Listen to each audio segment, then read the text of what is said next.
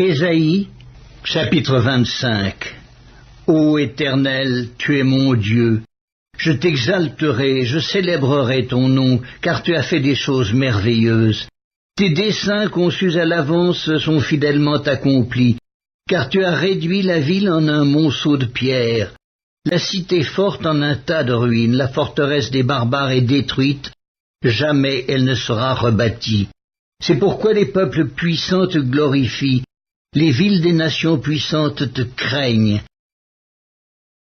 Tu as été un refuge pour le faible, un refuge pour le malheureux dans la détresse, un abri contre la tempête, un ombrage contre la chaleur, car le souffle des tyrans est comme l'ouragan qui frappe une muraille. Comme tu domptes la chaleur dans une terre brûlante, tu as dompté le tumulte des barbares. Comme la chaleur est étouffée par l'ombre d'un nuage, ainsi ont été étouffés les chants de triomphe des tyrans. L'Éternel des armées prépare à tous les peuples sur cette montagne un festin de mets succulents, un festin de vin vieux, de mets succulents pleins de moelle, de vin vieux clarifié. Et sur cette montagne, il anéantit le voile qui voile tous les peuples, la couverture qui couvre toutes les nations. Il anéantit la mort pour toujours. Le Seigneur, l'Éternel, essuie les larmes de tous les visages.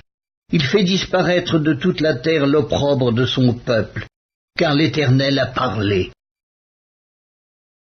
En ce jour, on dira, voici, c'est notre Dieu en qui nous avons confiance, et c'est lui qui nous sauve.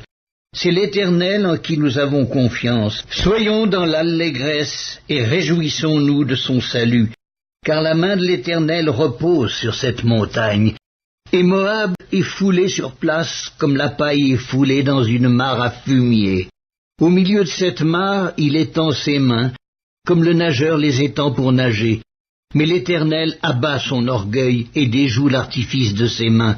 Il renverse, il précipite les fortifications élevées de tes murs. Il les fait crouler à terre jusque dans la poussière.